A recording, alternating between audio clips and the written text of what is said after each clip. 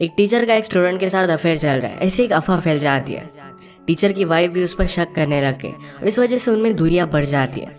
उनकी लाइफ में आए तूफानों की वजह से एक दूसरे से बहुत दूर चले गए थे। क्या फिर से पहले जैसे रह पाएंगे, या हम आज की हमारी सीरीज फिडेलिटी 2022 की एक नेटफ्लिक्स सीरीज में देखेंगे। इसका और एक translated name devotion a story of love and desire भी है। अगर आपको एक्सप्लेनेशन अच्छा लगता है तो प्लीज से लाइक और कमेंट जरूर कर दीजिएगा।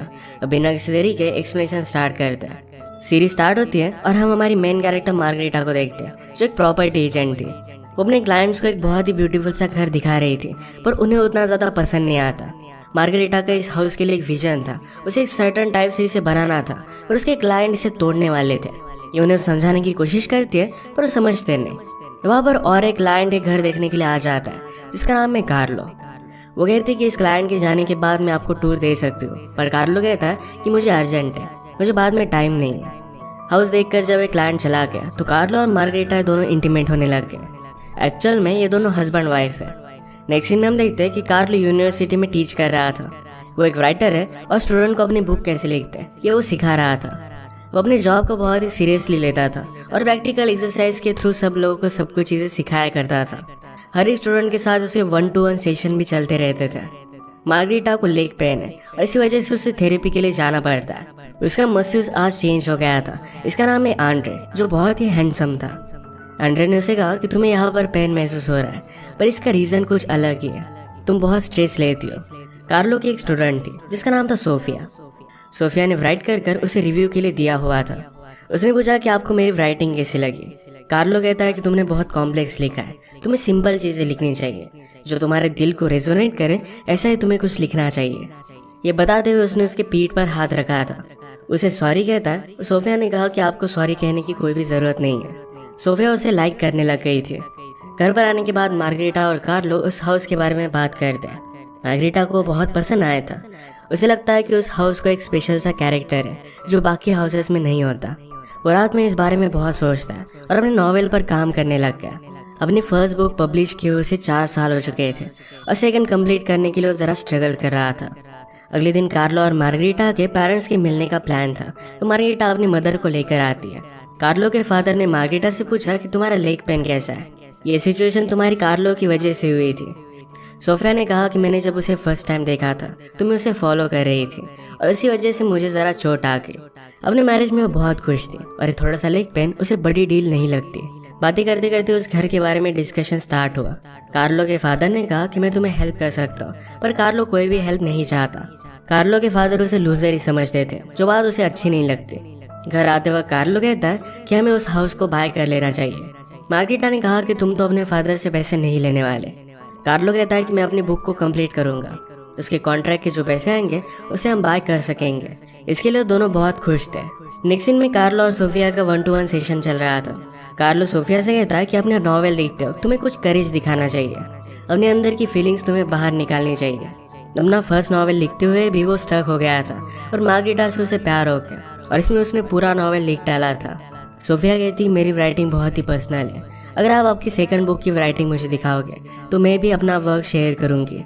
कार्लो कहता है कि मैं इस पर सोचूंगा, पर सोफिया ने अपना माइंड चेंज कर लिया और अपनी बुक को उसे नहीं दिखाती। अगले दिन जो क्लाइंट घर को तोड़ने वाला था वो मार्गरेटा से मिलने के लिए आता है। वो घर बाय करने के लिए रेडी थे, पर वो जरा कम पैसे दे रहे थे। वैसे उनके पास पैसों की कोई भी कमी नहीं थी, पर फिर भी थोड़ा सा बार्गेनिंग वो करने वाले थे। नेक्स्ट सीन में कार्लो सोफिया को घर छोड़ देता है, पर सोफिया का ब्रेसलेट उसकी गाड़ी में रह चुका था। रात में मार्गरेटा और कार्लो अपने फ्रेंड और एडिटर से मिल गए। कार्लो ने एडिटर को बता दिया कि जल्दी तुम्हारे लिए मैं कुछ ना कुछ तो लिख कर भेज दूंगा। मार्गरेटा ने कहा कि मेरी वजह से इसकी फर्स्ट बुक कंप्लीट हुई थी और सेकंड बुक भी फर्स्ट टाइम मैं ही पढ़ूंगी। इनके फ्रेंड्स में ग्यूला और पाउलो ये दोनों कपल थे और एक दूसरे के साथ बहुत खुश थे। वैकेशन भी प्लान कर रहे थे। डिनर के बाद मार्गरेटा कार्लो को बताती है कि वो कपल हाउस बाय करना चाहता है। कार्लो को इसे बुरा लगा था, पर वो कहता है कि हम दोनों एक साथ हैं, कोई भी हाउस को एक ब्यूटीफुल सा घर हम बना सकते हैं। घर आकर कार्लो ने अपने नॉवेल का थोड़ा सा पार्ट प्रिंट कर लिया और अगले दिन वो सोफिया को दे देता है।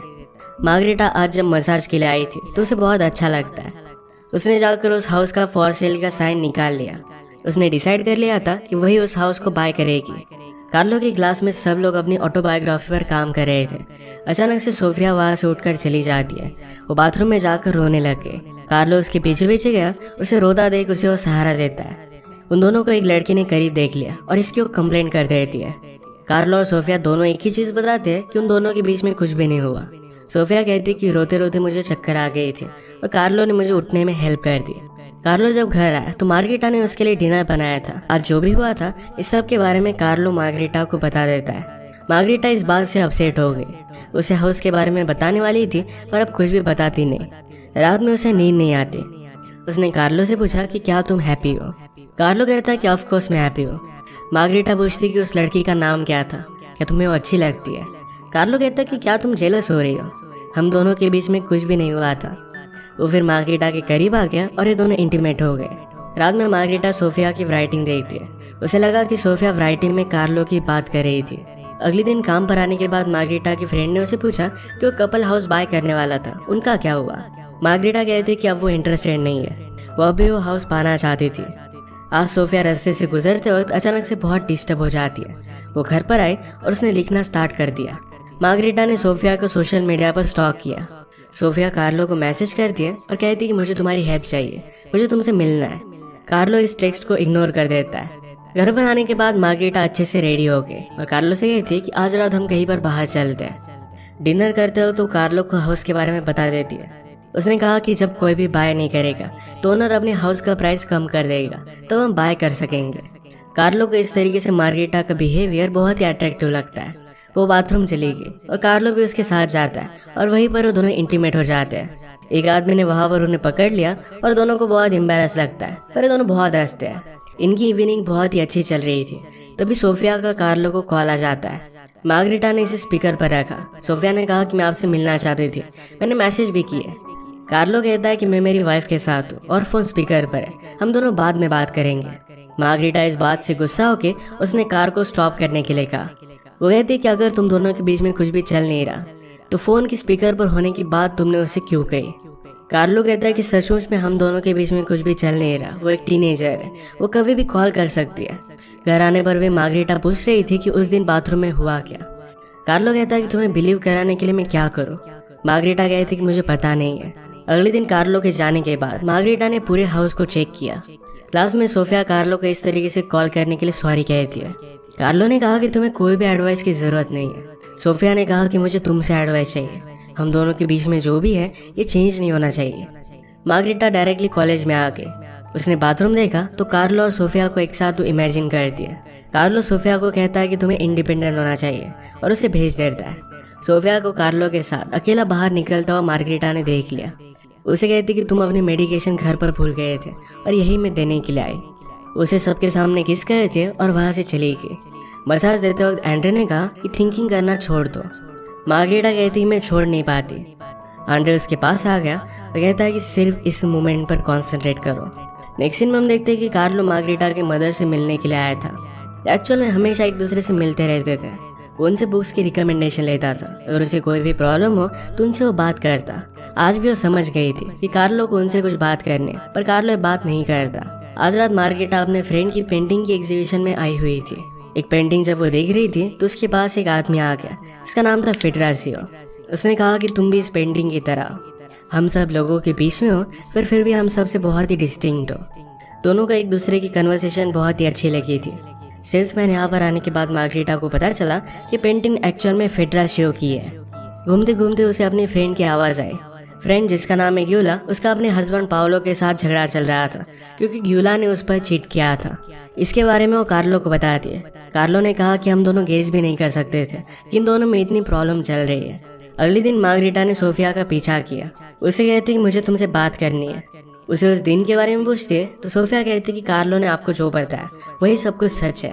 मार्गरेटा कहती कि हम दोनों ने फ्यूचर को प्लान किया है। मैं सिर्फ तुमसे इतना जानना चाहती हूँ कि क्या वो तुमसे प्यार करता है।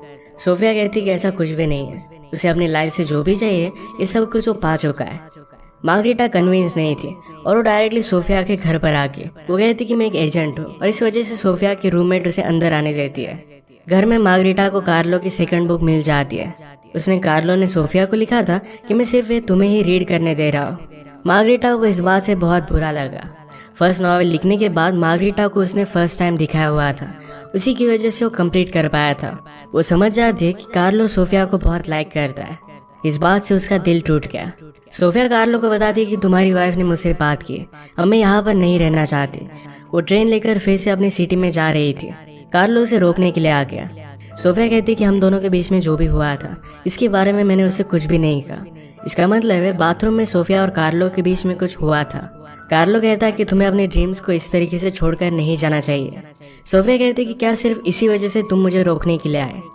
उससे कुछ कमिटमेंट चाहती थी, पर कार्लो उसे कुछ भी नहीं कहता। उसे रोककर वहां से चली जाती है।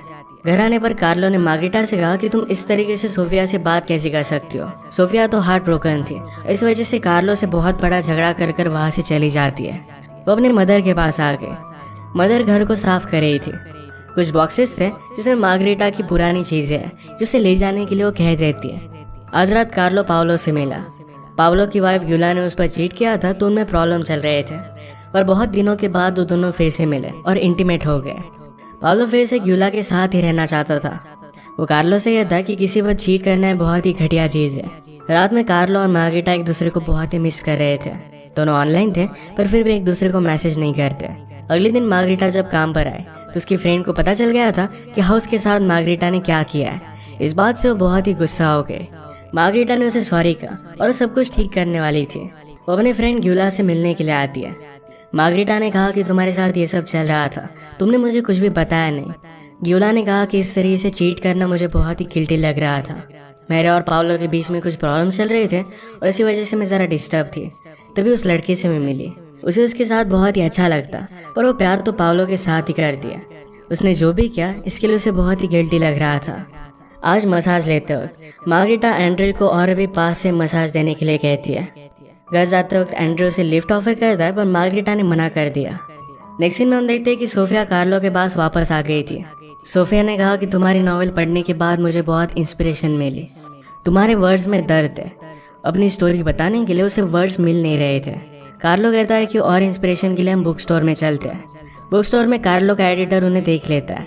उसे भी सोफिया अच्छी लगी थी। वहीं पर एक राइटर का इवेंट चल रहा था तो सोफिया इसे बहुत एंजॉय करती है। इसके बाद उसने कार्लो से पूछा कि हम दोनों ड्रिंक्स के लिए चल सकते हैं। कार्लो कहता है कि अच्छा आइडिया नहीं है। वो डायरेक्टली मार्गरेटा के पास आ गया। वो कहता है कि कल रात मैंने तुम्हें बहुत मिस किया। मार्गरेटा को भी बुरा लग रहा था तो ये दोनों घर आ गए और इंटीमेट हो जाते हैं। इसके बाद उनके कुछ दिन एक दूसरे के साथ ही गए। मार्गरेटा अपने वर्क पर अपने फ्रेंड को फिर से सॉरी कहती है। उसके और कार्लो के बीच में जो भी चल रहा था इस सब के बारे में उसने उसे बता दिया। फ्रेंड ने पूछा कि अब तुम दोनों की रिलेशनशिप कैसी है। मार्गरेटा कहती कि उन दोनों के बीच में चल क्या रहा है इसके बारे में उसे भी अब पता नहीं है। सारी चीज़ों के बारे में एक अच्छा कम्युनिकेशन उनमें हुआ ही नहीं है। कार्लो सोफिया को किसी और के साथ नोटिस करता है और वहाँ से चला जाता है। आज रात मार्गरेटा ने फिर से मसाज लिया और एंड्रयू उसे फिर से लिफ्ट ऑफर करता है। आज उसने एक्सेप्ट कर ली। एंड्रयू पूछता है कि तुम्हें कहाँ जाना है। मार्गरेटा कहती कि तुम्हें जहाँ पर भी मुझे ले जाना है वहाँ पर तुम ले जा सकते हो। वो कार्लो के साथ उसके घर पर गई पर उसे लगता है कि ये सब गलत है और फिर वो घर वापस आ जाती है। क्लास में सोफिया कार्लो के पास आकर कहती है कि मैंने राइटिंग फिर से स्टार्ट कर दी है। कार्लो फिर से सोफिया और उसके बॉयफ्रेंड को नोटिस करता है। वो अपने बुक में कॉन्सेंट्रेट करने लग गया था। रात में मार्गरेटा को एंड्रयू का मैसेज आया और कहा कि शायद मैंने तुम्हें ट्रबल में ला दिया होगा।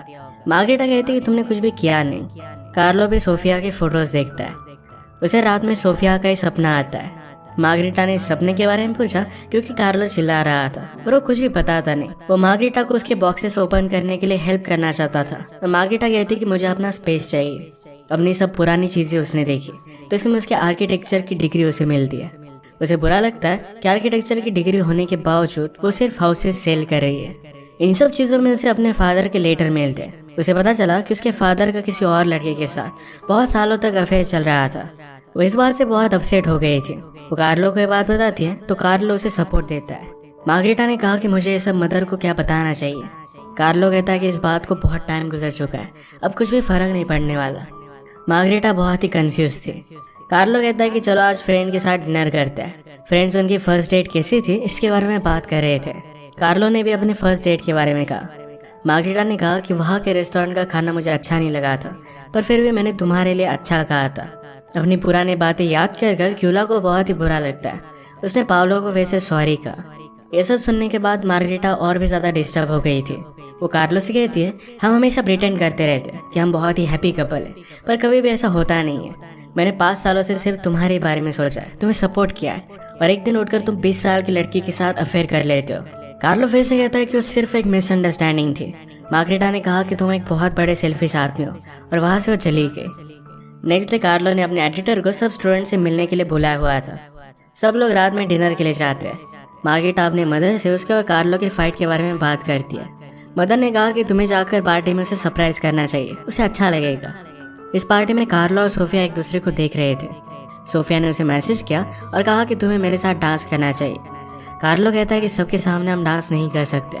वो बाद में नीचे आया तो देखता है कि सोफिया और उसके बॉयफ्रेंड का ब्रेकअप हो गया है। मार्गरेटा रेडी होकर बाहर तो निकली, पर वो एंड्रे के पास आती है। सोफिया का ब्रेकअप होने के बाद कार्लो से बात करने लगता है। सोफिया ने कहा कि क्या हम कहीं पर चल सकते हैं। कार्लो से पूछता है, क्या तुम मुझे प्रोवोक करने के लिए सब कर रही थी? सोफिया कहती है कि मुझे लगा था कि तुम समझ नहीं पाओगे। इसके बाद वो एक पार्क के पास आ गए। वो क्लोज था, पर फिर भी फेंस चढ़कर वो अंदर आ गए। मार्गरेटा एंड्रे की एड्रेस पर गई तो एक स्ट्रीट फाइटर था। पार्क में सोफिया कहती है, किसी पर भी ट्रस्ट करना है मेरे लिए बहुत ही हार्ड है, पर एक मिरेकल है जो मैं तुम पर बहुत ट्रस्ट करती हूँ। उसके करीब आ गई और ये दोनों किस करते हैं। कार्लो ने सोफिया से कहा कि मैं ये सब नहीं कर सकता। सोफिया इस बात से अपसेट हो गई। उसने जो स्टोरी लिखी थी वो कार्लो को दे देती है और कहा कि मैं यहाँ से हमेशा के लिए जा रही हूँ। वो बहुत ही हर्ट हो गई थी। एंड्रे फाइट जीत जाता है और मार्गरेटा को अपने साथ वो लेकर गया। पार्क से निकलते हुए कार्लो को अरेस्ट कर लिया गया। नेक्स्ट सीन में हम देखते हैं कि एंड्रे और मार्गरेटा जब घर जा रहे थे तो एक दूसरे को किस कर लेते हैं। अरेस्ट होने के बाद वो मार्गरेटा को कॉल लगाता है। वो उसे सब कुछ एक्सप्लेन करना चाहता था, पर मार्गरेटा कहती है कि मुझे कोई भी एक्सप्लेनेशन नहीं चाहिए, हमारा मैरिज पूरी तरीके से बर्बाद हो चुका है। वो अपसेट होकर वहाँ से चली गई। अगले दिन कार्लो को प्रिंसिपल ने बुलाया।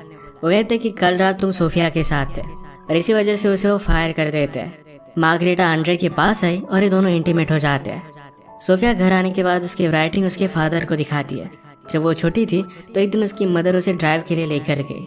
उस दिन उसकी मदर बहुत अपसेट थी और जानबूझकर उसने गाड़ी ठोक दी। ये सब पढ़कर फादर रोने लगते हैं। पैरेलल में हम देखते हैं कि हाउस के लिए मार्गरेटा को और एक क्लाइंट मिला था।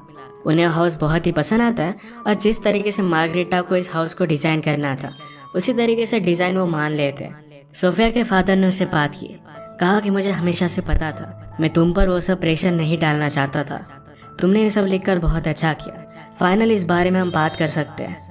फादर पूछते हैं कि तुम वापस क्यों आई। सोफिया ने कहा कि जो भी मैं करना चाहती थी, जो लिखना चाहती थी, वो मैं कंप्लीट कर चुकी हूँ। वहाँ रहने से कोई भी पॉइंट नहीं है। उसे नहीं लगता कि वो एक अच्छे राइटर है। फादर ने कहा कि तुम में ये सब लिखने का करेज है और यही बात सबसे इम्पोर्टेंट है। सोफिया ने कहा कि ये सब लिखने में एक आदमी ने मुझे बहुत हेल्प की थी।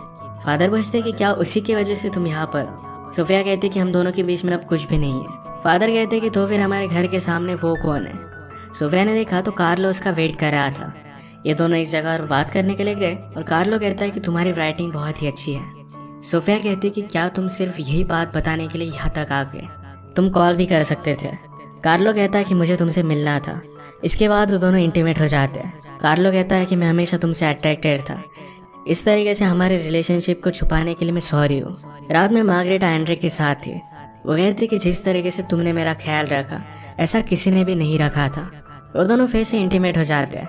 नेक्स्ट डे मार्गरेटा से मिलने के लिए उसकी मदर आई। वो पूछती कि चल क्या रहा है। मार्गरेटा उसे सब कुछ बता देती है। उसने कहा कि अफेयर की वजह से मुझे अच्छा लग रहा है। वो फादर के अफेयर के बारे में उसे बता देती है। मदर को ऑलरेडी इसके बारे में पता था। मार्गरेटा ने पूछा कि अपने फादर को छोड़ा क्यों नहीं। मदर कहती कि वो टाइम अलग था, आज तुम अपनी लाइफ के बारे में सब कुछ डिसाइड कर सकती हो, ये डिसीजन सिर्फ तुम्हारा होगा। कार्लो को सोफिया का जो ब्रेसलेट मिला था एक दिन उसने छुपके से फिर से उसके बैग में वो रख दिया था। ये रियलाइज करने के बाद सोफिया कहती है कि मेरी मदर का था। उसे बहुत अच्छा लगता है। कार्लो से कहता है कि मैंने सब कुछ लूज कर दिया है। सोफिया कहती कि अब भी तुम्हारे पास अपनी बुक है। कार्लो अपनी एंडिंग को लेकर स्टक था। उसे मार्गरेटा का मैसेज आता है और उसे मिलना चाहती थी। सोफिया देखकर कहती कि जाओ और अपनी एंडिंग ढूंढो। कार्लो से किस कर वापस आ गया। मार्गरेटा एंड्रे से बात करती है और कहती कि मेरे लाइफ में सब कुछ बदल चुका था, अब मैं फिर से खुद को ढूंढ रही हूँ। उसे अलग अलग चीजें ट्राई करनी है। इन सब में वो एंड्रे के साथ नहीं रह सकती। उसे लगता है कि अगर वो फ्रेंड्स रहे तभी उनकी रिलेशनशिप अच्छी टेकेगी। एंड्रे भी ये बात समझ लेता है। मार्गरेटा और कार्लो एक कैफे में मिलने वाले थे तो कार्लो जल्दी पहुंच गया और उसके वेट करता है। एंड्रे उसे छोड़ने के लिए आया। उन दोनों को साथ में देखकर कार्लो को बुरा लगा और वहां से वो चला जाता है। मार्गरेटा उसका वेट ही करती रही। घर आकर गुस्से में कार्लो ने अपनी नॉवेल को डिलीट कर दिया। उसे अब नहीं लग रहा था कि उसके नॉवेल की अब एक हैप्पी एंडिंग हो पाएगी। नेक्स्ट सीन में हम मार्गरेटा और कार्लो किस तरीके से फर्स्ट टाइम मिले थे इसका एक फ्लैशबैक देखते हैं। दोनों एक कैफे में थे, एक दूसरे को नोटिस करते हैं, पर कार्लो को कुछ काम था तो निकल जाता है। उसका मोबाइल उसके टेबल पर ही रह गया। मार्गरेटा देने के लिए उसके पीछे भागी, पर उसके पैर पर चोट आ गई। उसी चोट की वजह से अब भी उसके लेग में पेन होता है। कार्लो ने बाद में अपने मोबाइल पर कॉल किया। ये मार्गरेटा उठाती है और उसकी रिंगटोन को पहचान गई। वो दोनों समझ गए थे कि उनमें बहुत सारी सिमिलरिटीज है। मार्गरेटा अपने एक्सीडेंट के बारे में उसे बताती है, तो कार्लो हॉस्पिटल में आ गया। उसे एग्जैक्ट रूम नहीं बताती और कहती कि स्ट्रेट आओ। स्ट्रेट आने पर उसे फूल दिखे तो एक फूल उसे निकालने के लिए कहती है। वो फिर उसके सामने ही खड़ी थी। कार्लो कहता है कि क्या ये फूल देखकर मैं तुम्हें सॉरी कह सकता हूँ। मार्गरेटा कहती है कि तुम्हें कुछ अलग करना पड़ेगा। कार्लो कहता है मैं तुम्हें डिनर पर लेकर जाना चाहता हूँ। और इसी तरीके से इनकी लव स्टोरी स्टार्ट हुई थी। और फिर से हम प्रेजेंट में आते हैं। कार्लो अपने एडिटर के साथ हैंग आउट कर रहा था। जिन न्यू राइटर्स को एडवाइस की जरूरत थी उन्हें वो हेल्प कर रहा था। सोफिया उससे मिलने के लिए आई और वो बहुत ही खुश थी क्योंकि उसकी बुक अब पब्लिश हो रही थी। मार्गरेटा ने एंड्री के साथ अपनी फ्रेंडशिप कंटिन्यू की थी। उसे हॉस्पिटल से कॉल आता है, उसकी मदर को एक इंजरी हुई थी। मार्गरेटा के आने से पहले कार्लो वहाँ पर था। वो कहता है कि कोई भी सीरियस इंजरी नहीं है, सिर्फ थोड़ा सा ऑपरेशन करना पड़ेगा। उसे पूछता है कि क्या ऑपरेशन होने तक मैं यहाँ पर रुक सकता हूँ। मार्गरेटा इसके लिए हाँ कहती है। ये दोनों एक दूसरे से बात करने लग गए और कार्लो को पता था कि मार्गरेटा अपना खुद का स्टूडियो बना रही है जिसमें वो इंटीरियर डिजाइनिंग की कंसल्टेंसी स्टार्ट कर रही है। मार्गरेटा से मिलने के लिए फेडरस हुआ है जो उसका बॉयफ्रेंड है। ये वही है जिससे वो आर्ट गैलरी में मिली थी। अपनी मदर के ऑपरेशन की वजह से मार्गरेटा अपना इवेंट पोस्टपोन करने वाली थी। मदर ने कहा कि मैं तुम्हें सक्सेसफुल देखना चाहती हूँ, मेरी वजह से इस इवेंट को मत रोकना। कार्लो भी अपनी डेटिंग लाइफ अब एंजॉय कर रहा था। मार्गरेटा ने रात में एक आर्टिकल देखा जिसमें उसे सोफिया की ऐड दिखती है। उसकी बुक पब्लिशिंग का इवेंट था। नेक्स्ट सीन में कार्लो अपने फ्रेंड से बात कर रहा था। मार्गरेटा से मिलकर उसे बहुत अच्छा लगा, इसके बारे में उसे वो बता देता है। इसी के पैरेलल में मार्गरेटा की फ्रेंड भी उससे बात कर रही थी। उसे पूछती कि कार्लो को मिलकर तुम्हें कैसा लगा। मार्गरेटा कहती कि हम दोनों के बीच में कुछ भी नहीं है। फ्रेंड ने कहा कि तुम्हारी रिलेशनशिप बीच में ही छूट गई है, तुम्हें क्लोजर नहीं मिला है। मार्गरेटा भी एडमिट करती है कि वो भी कार्लो को मिस कर रही है। एक्चुअल में फ्रेंड्स ने मिलकर ही प्लान बनाया था कि दोनों को क्या लग रहा है इसके बारे में उन्हें पता चल सके। वो ऑब्वियसली एक दूसरे के साथ रहना चाहते हैं। मार्गरेटा का इवेंट कब होने वाला था ये कार्लो को उसका फ्रेंड बता देता है। कार्लो के साथ उसके एडिटर ने बात की। उसने कहा कि तुम राइटर को गाइड करने के लिए बहुत अच्छे हो। हमारे पेरिस के ब्रांच में एक पोजीशन ओपन हुई है जहाँ पर जाकर तुम जॉब कर सकते हो। कार्लो इसके लिए पहले अनश्योर था पर इसे वो एक्सेप्ट कर लेता है। आज कार्लो और मार्गरेटा एक दूसरे के बारे में बहुत सोच रहे थे। सोफिया के बुक इवेंट पर कार्लो उसके साथ था तो मार्गरेटा जाकर देख कर आई। उसे कुछ भी बात ना किए चली जाती है। सोफिया के इवेंट बहुत सक्सेसफुल रहा। उसने कहा कि अब तुम मेरे एडिटर हो। कार्लो उसे पेरिस के बारे में बता देता है और सोफिया भी इसके लिए बहुत एक्साइटेड थी। मार्गरेटा की ओपनिंग हुई और अपने लाइफ के इस न्यू एडवेंचर के लिए वो बहुत ही एक्साइटेड थी। कार्लो मार्गरेटा के स्टूडियो के बाहर आ जाता है। उसने कहा कि तुम्हारा स्टूडियो तो बहुत ही ब्यूटीफुल है। उसकी ट्रेस की तारीफ कर रहा था तो मार्गरेटा उसे बाहर देख लेती है। उसके पास चली गई। कार्लो कहता कि मैं वंडर करता हूँ, अगर मैंने सोफिया के बारे में तुम्हें नहीं बताया होता तो हम दोनों में ऐसा कुछ भी नहीं होता। ये सब कुछ मिसअंडरस्टैंडिंग कभी भी नहीं होती। हम दोनों अभी भी साथ रहते हैं।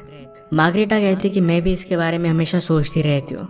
कार्लो कहता है कि मैं तुम्हारे बारे में बहुत सोच रहा हूँ। जब हम दोनों एक दूसरे के साथ नहीं थे तो मुझे पता चला कि लाइफ में इम्पोर्टेंट क्या है। तुमने मुझे हमेशा इंस्पायर किया है। मैं इस लाइफ में जो भी हूँ सिर्फ तुम्हारी वजह से। सोफिया ने कहा कि ये बात बहुत ही ब्यूटीफुल है। उसके करीब आ गए और इसे किस कर लेती है। कार्लो पूछता है कि अब हम दोनों का क्या।